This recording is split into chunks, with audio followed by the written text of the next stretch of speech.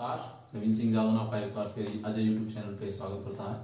तो आज का हमारा जो टॉपिक है दोस्तों वो है थर्मोडायनेमिक प्रोसेस, मतलब थर्मोडायनेमिक ऊष्मागतिकी प्रक्रम क्या होते हैं। इससे पहले हमारे 3 लेक्चर हो गए, उनको आप अच्छे से देखें तो आपको ये अच्छे से समझ आएगा। ठीक है, ऊष्मागतिक जो प्रोसेस या प्रक्रम होते हैं वो क्या है एक्चुअल में। अगर हम जनरल भाषा में बात करें, सामान्य लैंग्वेज में, प्रोसेस क्या होता है। जैसे मैं कोई एक सिस्टम हूं जिसको ऊष्मागतिकी का अध्ययन किया जा रहा है, जिसको मैं तंत्र निकाय बोलता हूं। मैं यहाँ से कॉलेज गया पढ़ाने, तो ड्यूरिंग द मैं जब यहां से कॉलेज गया तो मुझ में चेंजमेंट आएंगे। तो कुछ चीज तो कांस्टेंट रहेगी और कुछ चीज परिवर्तित होगी। जैसे मेरे ऊपर धूल चढ़ जाएगी या मेरी ड्रेस सेम रहेगी, तो उनके आधार पर अलग अलग नाम दिए गए थर्मोडायनेमिक। अब हम इस पे बात कर लेते हैं। प्रोसेस का मतलब आप समझ गए। प्रोसेस का मतलब कुछ नहीं है कि जब निकाय एक अवस्था से दूसरी अवस्था में परिवर्तित होता है तो उस प्रक्रम को ही क्या बोलते हैं, ऊष्मागतिकी प्रक्रम बोलते हैं। कि निकाय में यहां से जब यहां गया तो यहाँ ताप दाब आयतन कुछ और होगा, और जब यहां से दूसरी अवस्था में जाएगा उस पर जब चेंज करेंगे तो अलग अलग फेज में जाएगा तो ताप दाब और आयतन में चेंज आएगा कि नहीं आएगा। उसी को क्या बोल रहे हैं हम लोग, ऊष्मागतिकी प्रक्रम। हम इजली बोल रहे हैं कि प्रक्रम उस प्रक्रिया को कहते हैं जिसके द्वारा निकाय एक अवस्था से दूसरी अवस्था में क्या होता है, परिवर्तित होता है। जैसे इसकी ये स्टेट फर्स्ट थी, ये यहाँ से चेंज हुआ तो माना यहाँ ताप दाब आयतन क्या था, P1 V1 और T1। जब यहाँ गया तो चेंजमेंट आएगा तो माना क्या हो गया, P2 V2 और T2। इस प्रोसेस को ही क्या बोल रहे हैं, थर्मोडायनेमिक प्रोसेस या ऊष्मागतिकी प्रक्रम। अब कौन सी चीज स्टेबल होती है, कौन स्थिर रहती है, कौन स्थिर नहीं रहती, इसके आधार पे विभिन्न प्रकार के ऊष्मागतिकी प्रक्रम दिए गए हैं। सबसे पहले दिया गया समतापीय प्रक्रम। नाम से पता चल रहा है, आप अगर डेफिनेशन लिखेंगे तो हम क्या बोलेंगे, समतापीय प्रक्रम। समतापीय मतलब ताप क्या रहेगा, समान। इसको इंग्लिश में बोलते हैं आइसोथर्मिक। हम लोगों ने लिख भी रखा है कि समतापीय प्रक्रम वो होता है जिसमें निकाय जब एक अवस्था से दूसरी अवस्था में परिवर्तित होता है तो ताप क्या रहता है, कांस्टेंट। ताप कांस्टेंट रहेगा। जिसमें क्या रखा है, टेंपरेचर बराबर कांस्टेंट। इसका मतलब पहली फेज में जो टेंपरेचर था T1 और जो दूसरे में था T2, दोनों क्या रहेंगे, कांस्टेंट। तो डेल T बराबर क्या आएगा, 0 है, क्योंकि इस टेंपरेचर कैसा फंक्शन है, स्टेट फंक्शन है, तो 0 ही आएगा। ये एक धीमा प्रोसेस होता है। ठीक है, धीमा प्रोसेस इसीलिए होता है कि अगर ताप में परिवर्तन संभव नहीं होगा तो किसी और चीज तो परिवर्तित होगी। हीट परिवर्तित होगी, वॉल्यूम परिवर्तित होगा और प्रेशर परिवर्तित होगा। ये तो परिवर्तित नहीं होगा तो हीट का कहां से होता है, चेंजमेंट। जो निकाय की जो बाउंड्री होती है, सीमा, हमने पहले भी बात कर ली, उसी से परिवर्तन होता है। या तो हीट चली जाती है या हीट आ जाती है, तो उसमें टाइम लगेगा कि नहीं लगेगा, हीट जाने में हीट आने में टाइम लगेगा। इसीलिए कैसा प्रोसेस होता है, धीमा प्रोसेस होता है। जो टेम्परेचर पे डिपेंडेंट जो फलन होते हैं, हमने पहले भी बात करी, अगर टेम्परेचर जहां 0 होगा वहां डेल यू आंतरिक ऊर्जा भी क्या होगी, 0। और डेल एच होती है एंथैल्पी। अब हम बात करेंगे एनर्जी की टर्म होती है, ये भी क्या होगी, 0 होगी। ये किन के लिए होती है, नॉवल गैसेस के लिए, आदर्श गैसों के लिए जब टेम्परेचर शून्य होता है। आइसोथर्मिक प्रोसेस आपको याद रखना है, नॉवल गैसों के लिए आइसोथर्मिक प्रोसेस में असमतापी प्रक्रम में आंतरिक ऊर्जा और एंथैल्पी में परिवर्तन क्या रहता है, शून्य को आदर्श गैस। अगला हम देख लेते हैं समतापीय प्रक्रम। नाम से पता चल रहा है कि वह प्रक्रम जिसमें निकाय जब एक अवस्था से दूसरी अवस्था में परिवर्तित होता है तो ताप क्या रहता है, स्थिर रहता है। ताप क्या रहता है, कांस्टेंट। इसमें डेल पी बराबर क्या आएगा, 0। अब अगर ताप को स्थिर रखना है तो आयतन में परिवर्तन करना पड़ेगा। ताप ज्यादा लगा रहे हैं तो आयतन को ज्यादा कर दो, ताप कम लगा रहे हैं तो आयतन को कम कर दो। इट मींस इसमें आयतन में क्या हो सकता है, परिवर्तन हो सकता है। ताप में भी हो सकता है, ऊष्मा में भी हो सकता है, लेकिन कौन सी चीज स्टेबल रहेगी, प्रेशर स्टेबल रहेगा। और प्रेशर को स्थिर करने के लिए आयतन में क्या करना पड़ेगा, परिवर्तन करना पड़ेगा। ठीक है, इसीलिए आयतन क्या होता है, इसमें परिवर्तित होता है, मेनली आयतन पर डिपेंड होता है। थर्ड वाली बात कर रहे थे, समायतनिक प्रक्रम। समायतनिक प्रक्रम का मतलब है इसमें आयतन क्या रहेगा, कांस्टेंट रहेगा। जब निकाय एक अवस्था से दूसरी अवस्था में जाएगा तो जो डेल बी है या जो वॉल्यूम है वो क्या रहेगा, कांस्टेंट रहेगा। इसको इंग्लिश में बोलते हैं आइसोकोरिक। इसीलिए हमने लिखा आयतन क्या है, सामान्य क्या रहता है, स्थिर रहता है। और इस प्रक्रम में किया गया कार्य क्या होता है, शून्य होता है। क्योंकि मैंने पढ़ा था W बराबर माइनस पी डेल बी पढ़ा था, और डेल बी का मतलब डेल बी हम समायतनिक प्रक्रम में क्या है, 0। तो जब W बराबर माइनस पी डेल बी में डेल बी बराबर 0 रखोगे तो किया गया कार्य क्या आ जाएगा, शून्य आ जाएगा। ध्यान रहे, इस समायतनिक प्रक्रम में किया गया कार्य क्या होता है, शून्य। कोई आपसे पूछे क्यों होता है तो आप इस फॉर्मूले से बता सकते हैं। उसके बाद बात करते हैं रुद्धोष्म प्रक्रम। रुद्धोष्म प्रक्रम को इंग्लिश में बोलते हैं एडियाबैटिक प्रोसेस। इस प्रक्रम में क्या होता है, निकाय परिवेश के साथ या सराउंडिंग के साथ किसी भी प्रकार की हीट का आदान प्रदान नहीं करता, ऊष्मा का, जिसको हमने क्यू से रिप्रेजेंट किया था। इसीलिए इसमें ऊष्मा में परिवर्तन क्या रहता है, शून्य रहता है। ऊष्मा में परिवर्तन शून्य रहता है, लेकिन ताप में परिवर्तन संभव होता है। होता तो दाब और आयतन में भी है, लेकिन ताप का इफेक्ट ज्यादा पड़ता है। कोई अगर प्रोसेस हो रहा है, केमिकल रिएक्शन हो रही है तो ताप। अगर वो प्रक्रम एक्सोथर्मिक है, मतलब क्या हो रहा है, ऊष्माक्षेपी है, एनर्जी अगर रिलीज कर रहा है तो टेम्परेचर क्या हो जाएगा, इंक्रीज हो जाएगा। और अगर वो एंडोथर्मिक है, वो प्रक्रम प्रोसेस ड्यूरिंग द प्रोसेस जो प्रक्रम हो रहा है उसमें निकाय एनर्जी अगर एब्जॉर्ब कर रहा है तो टेम्परेचर क्या हो जाएगा, कम हो जाएगा। ठीक है, ये एक क्विक प्रोसेस होता है। क्विक प्रोसेस क्या होता है, क्योंकि हीट का आदान प्रदान तो होता नहीं है। हीट तो क्या रहती है, ऊष्मा तो क्या रहती है, कांस्टेंट रहती है। तो हीट का आदान प्रदान होता नहीं है, टेम्परेचर, प्रेशर और वॉल्यूम में परिवर्तन होता है। तो वो तो जल्दी से हो सकता है। कुछ मैंने किसी भी पिस्टल लगाया, उसको नीचे दबा रहा हूँ, ऊपर उठा रहा हूँ, तो ताप दाब परिवर्तित होंगे, आयतन भी परिवर्तित होगा। इट मींस ये कैसा प्रोसेस होता है, तेज प्रक्रम होता है। ये प्रतियोगी परीक्षाओं के हिसाब से मैंने ये लिखा हुआ है। ठीक है, तो आप लोग लिख लें, उनका स्क्रीनशॉट प्लीज। तो दोस्तों हमारा अगला जो प्रोसेस है वो है साइक्लिक प्रोसेस, चक्रीय प्रक्रम। चक्रीय प्रक्रम का मतलब ये होता है कि कोई निकाय या तंत्र है, मैं जैसे किसी घेरे में खड़ा हूं और एक स्थान से दूसरे स्थान पे जाऊं और घूम फिर के वहां पे ही आ जाऊं, तो वो क्या कहलाएगा, साइक्लिक प्रोसेस। तो साइक्लिक प्रोसेस का मतलब फाइनल और इनिशियल कंडीशन कैसी होगी, सेम होगी ना। मैं जहां से गया वहीं से घूम के उसी जगह पे आ गया, तो मतलब इसका मतलब जो फाइनल और इनिशियल कंडीशन है वो सेम होगी, वही इसमें लिख रहा है। और अगर फाइनल और इनिशियल कंडीशन सेम होगी, अंतिम और प्रारंभिक, तो जो अवस्था फलन है वो सारे के सारे क्या हो जाएंगे, जीरो। क्योंकि अवस्था फलन किस पर डिपेंड करते हैं, प्रारंभ और एक और अंतिम अवस्था पर डिपेंड करते हैं। इसलिए हमने लिखा इसमें निकाय के विभिन्न अवस्थाओं से गुजरकर पुनः प्रारंभिक अवस्था में आ जाता है। और जो अवस्था फलन डेल है, चाहे del U, del S, del D, सारे क्या होंगे, जीरो होंगे, क्योंकि इनका प्रारंभ और जो अंतिम कंडीशन है वो क्या है, सेम है। ये होता है साइक्लिक प्रोसेस। उसके बाद करते हैं सम एंथैल्पिक या आइसोएंथैल्पिक प्रोसेस। क्या होता है आइसोएंथैल्पिक का मतलब वह प्रक्रम जिसमें तंत्र जब यानी का एक अवस्था से दूसरी अवस्था में जा रहा है तो एंथैल्पी में परिवर्तन। अब हम आगे पढ़ेंगे एंथैल्पी क्या होता है विस्तृत में। एंथैल्पी परिवर्तन, एंथैल्पी को रिप्रेजेंट करते हैं एच से। एंथैल्पी परिवर्तन क्या होता है, कांस्टेंट रहता है, इसमें डेल एच बराबर क्या आएगा, जीरो आएगा। ठीक है, उसको क्या बोलते हैं, सम एंथैल्पिक या आइसोएंथैल्पिक। जैसे इसमें हम ये आता है जूल थॉमसन इफेक्ट में, जो जूल थॉमसन इफेक्ट होता है, ये भी आएगा अभी अगली 1-2 क्लास बाद आ जाएगा। जो जूल थॉमसन इफेक्ट होता है उसमें ये सम एंथैल्पिक होता है, इसमें एंथैल्पी परिवर्तन क्या रहता है, शून्य रहता है। अभी आगे बात करेंगे। और उसके बाद मैंने एक नोट डलवाया कि जो समदाबी प्रक्रम होता है, आपसे पूछा जाता है कभी कभार आधे या 1 नंबर में कि किस प्रक्रम में किया गया कार्य सर्वाधिक होता है, तो याद रहे समदाबी प्रक्रम में किया गया कार्य सर्वाधिक होता है और समायतनिक प्रक्रम में किया गया कार्य सबसे कम होता है। जैसे मैंने ग्राफ बनाया है प्रेशर और वॉल्यूम के बीच में, तो समदाबी का मतलब कांस्टेंट रखूंगा प्रेशर को, प्रेशर इधर है तो इधर कांस्टेंट, और आयतन इधर है तो आयतन को कांस्टेंट रखूंगा, तो ये तो क्या हो गया, समदाबी है, क्योंकि दाब क्या है, समान। उसके बाद क्या, समतापीय है। उसके बाद रुदोष्म में क्या, एडियाबैटिक। और सबसे लास्ट वाला क्या है, समायतनिक प्रक्रम। सबसे सर्वाधिक किया गया कार्य किसमें होता है, समदाबीय प्रक्रम में। दाब समान है ना, इसीलिए लिखा यहाँ पर आयतन समान है, आयतन कांस्टेंट है। अगर कोई इस लाइन पे होता है हॉरिजॉन्टल पे और ये होता है, इसका मतलब वो क्या है, कांस्टेंट है। तो ये क्या कह रहा है कि समदाबी प्रक्रम में किया गया कार्य सर्वाधिक होता है, क्योंकि घेरा गया आयतन कैसा होता है, सर्वाधिक। सर्वाधिक आयतन देखना इसी का तो आ रहा है समदाबी वाले का, इसका और कम, इसका और कम और इसका सबसे कम। और अगर आयतन कम हो जाएगा सबसे ज्यादा तो W बराबर क्या आ जाएगा, जीरो ही आ जाएगा ना, मतलब मिनिमम आ जाएगा। अगर हम कम की बात करें तो किया गया कार्य भी कैसा होगा, मिनिमम होगा। ठीक है, इसलिए याद रखें सर्वाधिक किया गया कार्य किसमें होता है, समदाबीय में, और सबसे कम किया गया कार्य किसमें होता है, समायतनिक में, क्योंकि घेरा गया आयतन सबसे कम होता है। जब समायतनिक आयतन परिवर्तन ही जीरो है तो ये क्या आ जाएगा, जीरो आ जाएगा। ठीक है, इसलिए इसमें किया गया कार्य क्या होता है, सबसे कम। आप इसका स्क्रीनशॉट ले लें, लिख लीजिए। हमारा अगला जो प्रोसेस है वो है उत्क्रमणीय और अनुत्क्रमणीय प्रक्रम क्या होते हैं। मतलब तक 6 पढ़ लिए हैं। ये है उत्क्रमणीय को इंग्लिश में बोलते हैं रिवर्सिबल और अनुत्क्रमणीय को बोलते हैं इनरिवर्सिबल बोलते हैं। आप जानते हैं, वैसे हमने उत्क्रमणीय अभी करी है, फर्स्ट ईयर में भी पढ़ी है 11-12 में, कि जो दोनों दिशाओं में चलती हैं उत्क्रमणीय होती हैं, जो एक ही दिशा में चलती हैं वो क्या होती हैं, अनुत्क्रमणीय होती हैं। ठीक है, यहां प्रक्रम की बात करें हम लोग, अनुत्क्रमणीय प्रक्रम क्या है, उत्क्रमणीय क्या है, इसको ऐसे समझिए।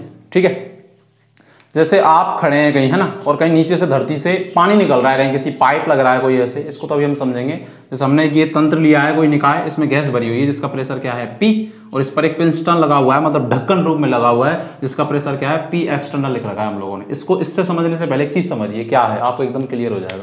धरती से कोई पाइप लग रहा है, ठीक है, उसमें से पानी निकल रहा है जोर से, है ना, स्पीड से पानी निकल रहा है। ठीक है, उसको आप गैस मान लें, पानी निकल रहा है, उस पर आप अपना हाथ रख रखा है, हाथ क्या है, पिस्टन है, और धरती से जो सीधा पाइप लगा हुआ है वो क्या है, निकाय है, जिस पर हम अध्ययन कर रहे हैं। आपने हाथ रख रखा है उस पर जोर से। ठीक है, आप क्या कर रहे हैं, एक तो हाथ को मिनिमम सा उठा रहे हैं, थोड़ा सा ऊपर, और फिर उस पर रख रहे हैं, तो इसका मतलब आपने हाथ उठाया और फिर नीचे कर दिया। तो आप बार बार कर पा रहे हैं क्या उस चीज को, कब कर पाएंगे आप ऐसा, जब आप क्या करेंगे, जो ऊपर से जो दाब लग रहा था आपका, आपके हाथ का, उस पानी जो निकल रहा था, जब जैसे ये पाइप है और ये निकल रहा था, तो आप कब कर पाएंगे ऐसे, जब आप अपने ऊपर वाले दाब को थोड़ा सा क्या कर देंगे, कम, थोड़ा सा कम कर देंगे, तो ये ऊपर हो जाएगा, क्योंकि फिर पानी जो नीचे से निकल रहा था उसका दाब क्या हो जाएगा, ज्यादा हो जाएगा, तो थोड़ा सा ऊपर, फिर आपने नीचे कर दिया। पर ये थोड़ा सा ही तो कर सकते हैं आप, तो ये दोनों दिशाओं में चल रहा है क्या प्रक्रम, कि मैंने ऐसे किया फिर ऐसे रख दिया, तो ये किस प्रकार का प्रोसेस कहलाएगा, उत्क्रमणीय, अनुत्क्रमणीय, उत्क्रमणीय, क्योंकि यहां से जो निकल रही थी वो मैंने थोड़ा सा उसका भारी दाब कम किया, तो मेरा हाथ थोड़ा सा ऊपर हुआ, फिर मैंने उसी पे रख दिया। ठीक है, तो ये उत्क्रमणीय है। अब आपने क्या किया कि आपके हाथ के दाब को बहुत कम कर दिया, यहां तक उठा दिया आपके हाथ को। ठीक है, तो इसका मतलब जो आउटर जो दाब है, जो प्रेशर है, वो कैसा हो गया, बहुत कम हो गया। तो जो पानी का जो दाब था, प्रेशर था, वो क्या हो गया, ज्यादा हो गया। तो आपने हाथ यहां उठा दिया, तो अगर बहुत स्पीड से पानी निकल रहा है तो अब इसको ले जाना संभव होगा क्या वापस उस पर रखने के लिए, नहीं होगा ना संभव। फिर तो वो एक मैक्सिमम डिस्टेंस पे जाके रुकेगा कि नहीं रुकेगा, वही बस। तो अगर रुकेगा, वापस लाना संभव भी नहीं होगा, तो एक ही दिशा में तो हुआ कि नहीं हुआ, वही तो उत्क्रमणीय अनुत्क्रमणीय प्रक्रम। देखो, जैसे ये मेरे पास कोई निकाय है, ठीक है, इसमें गैस भरी हुई है और एक पिस्टन लग रहा है इस पे ढक्कन के रूप में, जिसका प्रेशर क्या है P, और ऊपर से इस पे एक दबाव लग रहा है जिस प्रेशर को मैं क्या बोल रहा हूँ P बाह्य है या P एक्सटर्नल कह रहा हूँ, ठीक है। ये साम्यावस्था है, ठीक है, मतलब ये एक कंडीशन हमने ली है। अब मैंने क्या किया, जो ये बाह्य दाब था बाहर ऊपर से लग रहा था पिस्टन के रूप में इसमें लग रहा था, इसको मैंने P की तुलना में, P का जो प्रेशर, ये गैस का जो प्रेशर, उसकी तुलना में थोड़ा सा क्या कर दिया, कम कर दिया। अब अगर मैंने कम कर दिया, इसमें से इसको घटा दिया तो ये कम हो जाएगा, बाह्य कम हो जाएगा तो अंदर वाला क्या हो जाएगा, ज्यादा, थोड़ा सा। तो थोड़ा सा अगर ये कम होगा तो पिस्टन ऊपर की ओर उठेगा कि नहीं उठेगा। जब थोड़ा सा ज्यादा होगा तो ऊपर की ओर उठा, फिर मैंने वापस इसको क्या कर दिया, नीचे। तो ये इसका मतलब ये कैसा प्रक्रम कहलाएगा, रिवर्सिबल, कि दोनों दिशाओं में चल रहा है कि नहीं चल रहा। लेकिन ये कब संभव है, जब बाह्य दाब को आंतरिक दाब की तुलना में, गैस के दाब की तुलना में थोड़ा सा मिनिमम सा कम किया जाए, थोड़ा सा, डीपी मतलब आंशिक परिवर्तन, डीपी का मतलब होता है आंशिक परिवर्तन। तो ये ऊपर भी जा सकता है और नीचे भी आ सकता है थोड़ा सा। लेकिन मैंने क्या किया होता, ये मेरे पास गैस भरी हुई है, इसमें गैस का प्रेशर है P, और जो बाह्य दाब लग रहा है वो क्या है, पिस्टन का जो दाब लग रहा है वो क्या है, P एक्सटर्नल, मतलब P बाह्य। P बाह्य को मैंने P की तुलना में बहुत कम कर दिया तो गैस का दाब क्या हो जाएगा, ज्यादा। वही पानी का प्रेशर क्या हो जाएगा, ज्यादा। मैंने हाथ को ऊपर उठा लिया, मतलब पानी का जो ऊपर से मैं दबाव लगा रहा था हाथ का, वो कम कर दिया, तो एकदम ऊपर उठेगा कि नहीं उठेगा, गैस फैलेगी तो उसको वापस लाना संभव होगा क्या, नहीं होगा। तो एक ही दिशा में चला कि नहीं चला, क्योंकि अगर अभी ये मैंने इसका दाब बहुत ज्यादा कर दिया तो फिर वापस इसको मैं पिस्टन को नीचे ला सकता हूँ क्या, नहीं ला सकता। इसका मतलब एक ही दिशा में चलेगा तो उसको हम क्या बोलेंगे, इर्रिवर्सिबल, या कैसा प्रक्रम, अनुत्क्रमणीय प्रक्रम, ठीक है। मैं लोग कंडीशन भी लिख सकता था उत्क्रमणीय अनुत्क्रमणीय की, कि ये वाले जो, अब ऐसा मुझे एक बात बताइए, ऐसा संभव है क्या कभी किसी में कि मैं अपने जो, मैं जैसे कहीं से गैस निकल रही है, मैंने पिस्टन के ऊपर अपना हाथ रख रखा है, तो गैस का बहुत ज्यादा प्रेशर है, तो मैंने थोड़ा सा ऊपर उठाया, तो ऐसा संभव है क्या, थोड़ा सा उठाएंगे तो पूरा ही उठ जाएगा कि नहीं उठ जाएगा। तो जो उत्क्रमणीय प्रक्रम होते हैं ये एक्चुअल में क्या है, आदर्श प्रक्रम होते हैं, इनको माना जाता है, ऐसा संभव है नहीं। ऐसा संभव कैसे यार, कहीं ऊपर हाथ कर रहा हूँ फिर नीचे कर रहा हूँ, मतलब इसको पिस्टन को थोड़ा सा ऊपर उठा रहा हूँ फिर नीचे, तो ये माने जाते हैं, ये काल्पनिक होते हैं, ठीक है। जबकि जो अत्क्रमणीय प्रक्रम होते हैं, अनुत्क्रमणीय, वो कैसे होते हैं, वास्तविक। क्योंकि मुझे पता है कोई चीज अंदर से गैस निकल रही है तो उसका दाब ज्यादा होगा, तो वास्तविक होते कि नहीं होते, तो एकदम ऊपर उठ जाएगा पिस्टन, तो उठ ही जाएगा। जैसे गैस निकल रही है, मैंने हाथ रखा होता एकदम ऊपर उठ जाता, तो वास्तव में हो रहा है कि नहीं हो रहा है, ऐसा संभव है कि नहीं, ऐसा संभव। ये दोनों दिशाओं में चल सकते हैं, बाई डायरेक्शनल होते हैं, क्योंकि इनमें दाब थोड़ा सा ही तो कम होता है, बार बार ऊपर भी जा सकता है और नीचे। ये केवल कैसी दिशा में चलते हैं, एक ही दिशा में चलते हैं, ठीक है। और आप क्या प्रॉपर्टी बता सकते हैं इनकी, बताइए। इनमें जैसे मैं पहले बाहर ले गए, इनको थोड़ा सा मैंने पिस्टन को ऊपर कर दिया, इसका दाब कम करके फिर नीचे कर दिया, तो कोई मतलब मुझे मैक्सिमम कार्य करना पड़ रहा है क्या, नहीं करना पड़ रहा ना, थोड़ा सा ले गया और थोड़ा सा नीचे ले आया। लेकिन अगर मुझे वापस इसको करना होता कि मुझे अनुत्क्रमणीय जो होगा इसको वापस पिस्टन को इस पे लगाना है या नीचे लाना है, तो मुझे बहुत ज्यादा बाहर से कार्य करना पड़ता, तो अनावश्यक कार्य की आवश्यकता होती क्या इसमें, होती।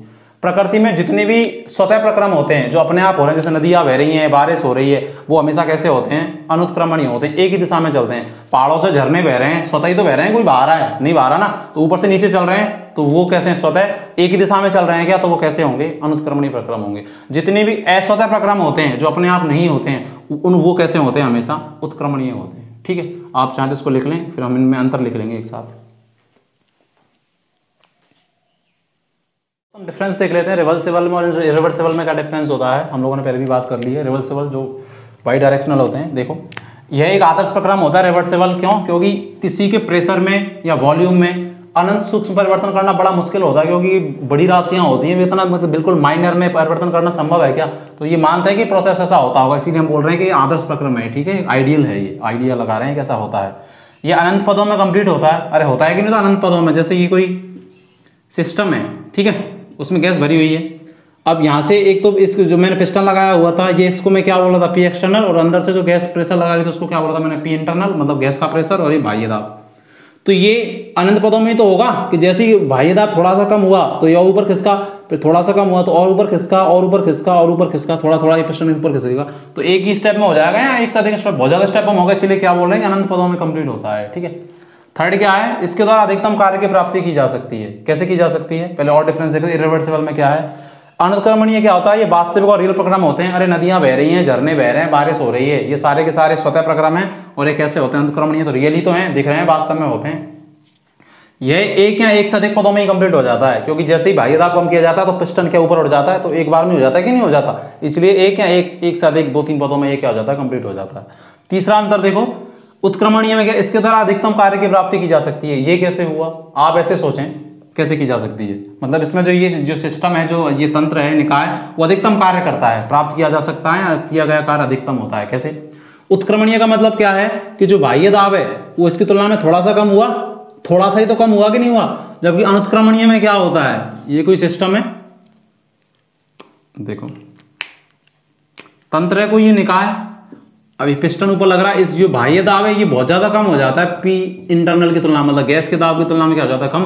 तो ये जो पिस्टन है एक बार में ऊपर उठ जाएगा। इसको ऐसे समझे, जैसे मैं हूं, मैं तंत्र हूं, तंत्र, मेरे ऊपर कोई बाहर से जबरदस्ती रजाई रख के मेरे ऊपर और जोर लगा रहा है मेरे को, और मैं उसका क्या विरोध कर रहा हूं, तो उसकी जो ताकत है और मेरी जो ताकत, उसमें अनंत सूक्ष्म परिवर्तन है। तो मेरे को ज्यादा ताकत किसमें लगानी पड़ेगी, जहां बहुत कम माइनर का डिफरेंस है, ज्यादा का डिफरेंस है माइनर का, क्योंकि उसकी मेरे से थोड़ी सी कम हो गई तो मैं थोड़ा सा उसको ऊपर खिसका दूंगा, उसकी रजाई को जो मेरे ऊपर वो रख रहा है। लेकिन अगर अनुत्क्रमणीय में क्या होता है, जो आंतरिक जो दाब होता है गैस का, वो बाह्य दाब की तुलना में कैसा हो जाता है, बहुत ज्यादा। इसका मतलब बाहर से जो लग रहा है, जो बाहर से प्रेशर लगाया जा रहा है, मेरे ऊपर रजाई रख रहा है, उसकी ताकत मेरे से थोड़ी क्या हो गई, थोड़ी कम हो गई, ज्यादा कम हो गई, ज्यादा कम हो गई, तो मैं उसको आसानी से धक्का दे दूंगा ना। तो किसमें मुझे ज्यादा एनर्जी लगानी पड़ेगी, उत्क्रमणीय में, अनुत्क्रमणीय में, उत्क्रमणीय में, क्योंकि उसका बाहर से जो लगने वाला प्रेशर है वो कैसा है, बहुत ज्यादा है कि नहीं, तो मुझे ज्यादा ताकत लगानी पड़ेगी। तो किया गया कार्य कैसा होगा, सिस्टम के द्वारा या मेरे द्वारा, मैं एक तंत्र हूं, ज्यादा होगा कि नहीं होगा उस गैस के द्वारा, क्योंकि बाहर से बहुत ज्यादा प्रेशर लग रहा है, थोड़ा सा ही अंतर हुआ है। जबकि अनुत्क्रमणीय में तो अंदर वाला जो दाब है बहुत ज्यादा हो जाता है, बाहर वाले की तुलना में, तो आसानी से पिस्टन क्या ऊपर खिसक जाता है एक बार में। तो किया गया कार्य कैसा होता है, कम होता है, यही कह रहा है। ठीक है, अगला देखो, ये बिना किसी अनावश्यक कार्य के उसी प्रावरणिक अवस्था में आ जाते हैं। अरे आ जाते कि नहीं आ जाते, थोड़ा सा ही तो अंदर है, मिनिमम डिफरेंस है, माइनर, बिल्कुल सूक्ष्म। तो जैसे ऊपर गया वैसे ही नीचे, वैसे ही गैस ऊपर बढ़ गई थोड़ी सी। लेकिन अगर इसमें मुझे क्या पता है, अनुत्क्रमणीय में क्या होता है कि जो बाह्य दाब है, पिस्टन का जो दाब लग रहा है वो बहुत कम हो जाता है गैस के आंतरिक दाब की तुलना में, तो पिस्टन ऊपर उठ जाता है। तो अब कुछ एकदम ऊपर उठ गई, जैसे नीचे से गैस निकल रही थी किसी पाइप से और मैंने एकदम अचानक यहां पहुंच गया मेरा हाथ, तो उसको अब अंदर लाने के लिए मुझे बाहर से अनंत बहुत ज्यादा दाब लगाना पड़ेगा कि नहीं लगाना पड़ेगा। तो जो सराउंडिंग का वातावरण है उसमें ज्यादा कार्य करना पड़ेगा, मुझे कम करना पड़ेगा, ज्यादा लगाना पड़ेगा ना। इसीलिए क्या करा है, बिना किसी परिवेश पर कार्य किए प्रावरणिक अवस्था में लाना कैसा होता है, असंभव होता है, क्योंकि गैस बहुत ज्यादा निकल रही है, क्योंकि उसका दाब ज्यादा हो गया, तो लाना कैसा होता है, असंभव होता है। जबकि इसमें तो थोड़ा सा ऊपर किया तो ला भी सकते हैं, और अंदर भी ला सकते हैं, ऊपर भी ला सकते हैं। जितने भी असतत प्रक्रम होते हैं वे कैसे होते हैं, उत्क्रमणीय होते हैं। ठीक है, और जितने भी स्वतः प्रक्रम है, नदियां बह रही हैं, झरने बह रहे हैं, बारिश हो रही, जो भी अपने आप जो प्रकृति में हो रहा है, वो सारे के सारे कैसे होते हैं, अनुत्क्रमणीय। एक ही दिशा में चलते हैं, इसमें झरने पहाड़ों से नीचे से पहाड़ों पे चले गए, नदी इधर भी बह रही है उधर भी बह रही है, इसीलिए कैसे होते हैं, एक ही डायरेक्शन में चलते हैं, इसीलिए कैसे होते हैं, अनुत्क्रमणीय। ये दोनों दिशाओं में चल सकते हैं, और ये एक ही दिशा में क्या होते हैं, संपन्न होते हैं। चाहे उसका स्क्रीनशॉट ले लें, इसको आप लिख भी सकते हैं। देख लेते हैं अब अगला, ऊष्मागतिकी का शून्याङ्की नियम, ये जीरो लॉ ऑफ थर्मोडायनेमिक्स क्या होता है, इसका मतलब ये जीरो लॉ ऑफ थर्मोडायनेमिक्स कुछ नहीं है, ये कहता है, इसको ऐसे समझिए, डेफिनेशन वगैरह तो आपको बुक्सों में भी मिल जाती है। एक बंदा है, जैसे मैं हूं, ठीक है, मैं हूं, मेरे दो दोस्त हैं, एक तो मेरा ये दोस्त है और एक मेरा दूसरा दोस्त है। तो मैं अकेला हूं और मेरे दो दोस्त हैं, तो जब मैं उन दोनों का दोस्त हूं तो वो आपस में भी दोस्त बन सकते हैं क्या, बन सकते हैं ना, क्योंकि जब वो एक ही आदमी से कनेक्टेड हैं वो दोनों, तो वो आपस में भी बात कर सकते हैं। तो ये यही बोल रहा है कि जब दो जो सिस्टम होते हैं किसी एक ही वस्तु के साथ उसमें साम्य में होते हैं, तो वो आपस में भी क्या आ जाते हैं, उसमें साम्य में आ जाते हैं, वो क्या आ जाते हैं, मतलब उनके जो हीट हॉटनेस है वो क्या हो जाती है, समान हो जाती है। मतलब दो व्यक्ति किसी एक ही दोस्त हैं तो वो आपस में भी दोस्त हो सकते हैं। देखो यही कह रहा है कि यदि दो वस्तुएं आपस में तापीय साम्य में हो तो उनकी उष्णता की मात्रा, मतलब डिग्री ऑफ हॉटनेस, कितने गर्म है, उनकी उष्णता की मात्रा भी कैसी होगी, समान, क्योंकि टेम्परेचर कैसा है, समान। यदि दो वस्तु किसी तीसरी वस्तु के साथ पृथक उसमें साम्य में है, जैसे x और y है, ये z के साथ उसमें साम्य में है, तो आपस में भी क्या होंगी, परस्पर उसमें साम्य में होंगी। ये z है, ये x और y दोनों का दोस्त है, तो x और y आपस में भी क्या हो सकते हैं, आपस में दोस्त हो सकते हैं, यही जीरो लॉ कहता है। उसके बाद हम देख लेते हैं ऊष्मागतिकी का प्रथम नियम। ऊष्मागतिकी का प्रथम नियम कुछ नहीं कहता, ये कहता है कि ब्रह्मांड जो है, पूरा यूनिवर्स, उसकी ऊर्जा क्या है, निश्चित है। ऊर्जा को ना तो खत्म कर सकते हैं और ना ही अपन उत्पन्न कर सकते हैं, केवल एक रूप से दूसरे रूप में क्या कर सकते हैं, ट्रांसफर कर सकते हैं। इसीलिए इसको बोलते हैं law of conservation of energy, इसीलिए इसको ऊर्जा संरक्षण का नियम बोलते हैं, कि ऊर्जा के संरक्षण के बारे में बताता है ना। जैसे हम क्यों कह रहे हैं कि एनर्जी कांस्टेंट है, मतलब एनर्जी निश्चित है पूरे ब्रह्मांड की। जैसे सूर्य का प्रकाश है, पौधों पर पड़ता है तो प्रकाश संश्लेषण होता है, तो उसमें कोई ना कोई एनर्जी होती है, भोजन बनता है, उस भोजन को हम खाते हैं तो हमें एनर्जी आती है, क्योंकि जब भूखे रहते हैं तो एनर्जी नहीं रहती ना बॉडी में बिल्कुल, लेकिन भोजन को जैसे ही खाते हैं तो एनर्जी आ जाती है। इट मींस सूर्य के प्रकाश की एनर्जी पौधों के पत्तों पे पड़ी, वहां से भोजन बना, वो हमारी बॉडी में आई, बॉडी हमारी चार्ज हुई, हमने कोई काम किया, तो इसका मतलब एनर्जी एक रूप से दूसरे रूप में क्या हो रही है, ट्रांसफर ही तो हो रही है, तो नहीं खत्म हो रही है, उत्पन्न हो रही है, वहां से वहां आई और वहां से हमारी बॉडी में आई। तो वही तो ये कह रहा है कि यह ऊर्जा संरक्षण को बताता है। इसके अनुसार ऊर्जा को ना तो उत्पन्न किया जा सकता है और ना ही नष्ट किया जा सकता है, केवल एक रूप से या एक फॉर्म से दूसरी फॉर्म में क्या किया जा सकता है, ट्रांसफर किया जा सकता है। पूरा ब्रह्मांड जो उसकी ऊर्जा क्या निश्चित है, केवल वो एक फॉर्म से दूसरी फॉर्म में क्या हो रही है, चेंज हो रही है। इसके बाद हम इसका गणितीय रूप देख लेते हैं क्या होता है, आप इसका स्क्रीनशॉट ले लें। तो दोस्तों हम देख लेते हैं इसका मैथमेटिकल फॉर्म क्या होती है इसकी फर्स्ट लॉ की। ये कहता है कि जब किसी सिस्टम को हीट दी जाती है, क्यू से रिप्रेजेंट करते हैं, तो वो हीट क्या करती है, जो सिस्टम होता है, जो निकाय होता है, उसकी आंतरिक ऊर्जा में क्या कर देती है, वृद्धि। कुछ तो आंतरिक ऊर्जा में वृद्धि कर देती है वो जो हीट ली है उस सिस्टम ने, और कुछ उस सिस्टम द्वारा किए गए कार्य में क्या हो जाती है, खर्च हो जाती है। यही तो ये कह रहा है कि जब किसी निकाय द्वारा क्यू ऊष्मा अवशोषित की जाती है तो उसका कुछ भाग तो आंतरिक ऊर्जा यू या ई से रिप्रेजेंट करते हैं, हम पढ़ चुके हैं, में वृद्धि करने में, तथा शेष भाग निकाय द्वारा अपने वातावरण पर कार्य करने में क्या हो जाती है, व्यय हो जाती है। इट मींस मैं लिख सकता हूं कि निकाय द्वारा अवशोषित ऊष्मा क्यू बराबर क्या, निकाय की आंतरिक ऊर्जा में वृद्धि प्लस किया गया कार्य, और किया गया कार्य निकाय जब कार्य करता है तो वैल्यू कैसी आती है, नेगेटिव में आती है। हम पहले भी बात कर चुके हैं, एक्सपेंशन होता है, निकाय जो कार्य करता है तो नेगेटिव में, और निकाय पर कार्य होता है तंत्र पे या सिस्टम पे तो पॉजिटिव में। इसीलिए क्या आ जाएगा, क्यू बराबर डेल यू प्लस क्या, डब्ल्यू, और डब्ल्यू यहाँ पर क्या है, नेगेटिव में। ये तो ऊष्मा है, ये आंतरिक ऊर्जा में वृद्धि, डेल इसलिए लगाएगा फाइनल कंडीशन, इनिशियल कंडीशन, और ये माइनस डब्ल्यू। अगर मैं इस डब्ल्यू को इधर पहुंचा तो प्लस में हो जाएगा, तो डेल यू बराबर क्या आ जाएगा, Q plus W. It means आंतरिक ऊर्जा में परिवर्तन किसके बराबर होता है, ग्रहण की गई ऊष्मा और किए गए कार्य के बराबर होता है। ठीक है, डेल यू को ई से भी रिप्रेजेंट कर सकते हैं। मैंने एक इक्वेशन और लिखा है जिसमें मैंने डेल का चिन्ह लगाया है, ये वाला और इस वाले में इतना अंतर है कि यहाँ तो मिनिमम आंशिक परिवर्तन हो रहा है, इसमें और इसमें, इसीलिए चिन्ह लगाते हैं, और जब मैक्सिमम परिवर्तन होता है तो ये वाला चिन्ह लगाते हैं। इसमें आंशिक परिवर्तन हो रहा है इसीलिए ये वाला, तो ये इसके लिए है, ऐसा समझ है सेम ही, केवल आंशिक परिवर्तन के लिए ये वाला न्यूमेरिकल यूज करते हैं। यू यहाँ पर क्या, इंटरनल एनर्जी, डब्ल्यू बराबर माइनस पीडी भी होता है, और डी के बराबर क्या, हीट, और डी डब्ल्यू बराबर क्या है, वर्क।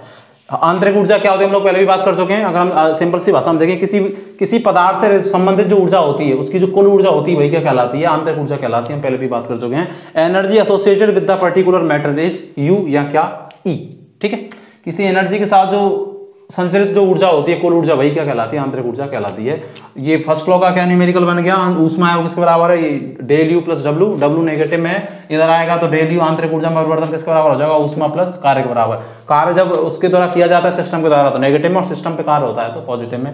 ऐसे ही जब ऊष्मा ली जाती है तो पॉजिटिव में, और जब त्यागी जाती है सिस्टम के द्वारा तो वो नेगेटिव में। हम पहले बात कर चुके हैं। अगर एडियाबैटिक प्रोसेस हो, एडियाबैटिक का मतलब रुद्धोष्म प्रक्रम, और हम पढ़ चुके हैं रुद्धोष्म प्रक्रम, अभी पढ़ा है इस क्लास में ही। रुद्धोष्म प्रक्रम क्या होता है, जिसमें ऊष्मा परिवर्तन क्या हो, शून्य, और अगर रुद्धोष्म प्रक्रम होगा तो ये न्यूमेरिकल ये समीकरण क्या बन जाएगा, यू बराबर क्यू बराबर 0, तो डेल यू बराबर क्या हो जाएगा, डब्ल्यू। इट मींस रुद्धोष्म प्रक्रम में आंतरिक ऊर्जा में जो परिवर्तन होता है वो निकाय द्वारा किए गए कार्य के क्या होता है, बराबर होता है। ये हो जाएगा कि नहीं हो जाएगा।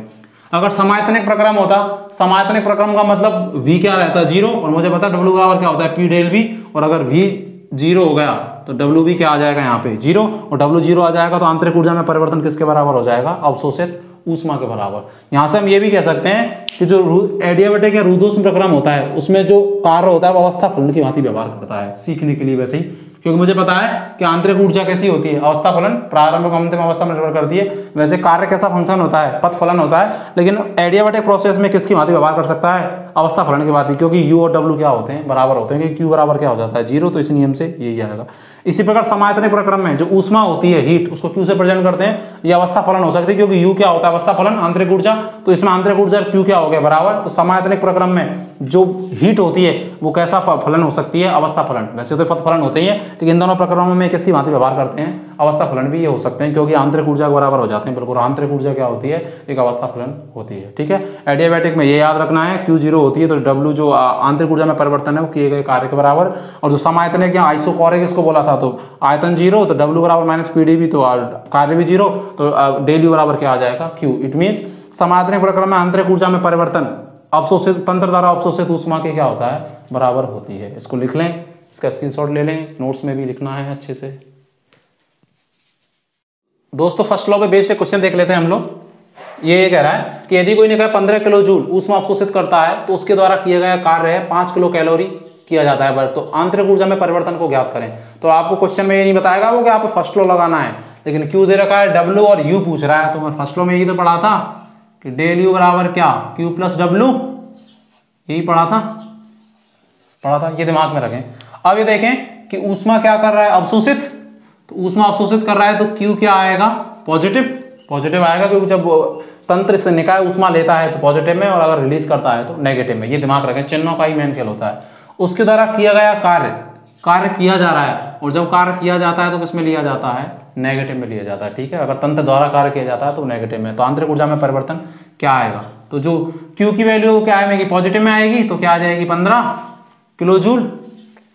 ठीक है, और जो किया गया कार्य वो किसमें आएगा, नेगेटिव में आएगा, क्योंकि किया गया कार्य है और जब कार्य तंत्र द्वारा किया जाता है तो वो नेगेटिव में आता है, इसीलिए क्या आ जाएगा 5। लेकिन ये देखो जो ऊष्मा की जो यूनिट है वो तो किलो जूल में है, और जो भर की जो यूनिट दे रखी है वो किसमें दे रखी है, किलो कैलोरी में दे रखी है। और आपसे जो आंतरिक ऊर्जा में परिवर्तन पूछा जा रहा है यहाँ वो दे या नहीं दे, तो आपको दोनों को एक में चेंज कर लेना है। मुझे पता है, मैं यहाँ लिख देता हूं कि 1 किलो जूल बराबर कितना होता है, 1 किलो कैलोरी बराबर कितना होता है, क्योंकि 1 कैलोरी बराबर 4.2 जूल, तो 1 किलो कैलोरी बराबर क्या हो जाएगा 4.2 किलो जूल। ठीक है, इसको भी किस में चेंज कर लो, किलो जूल में।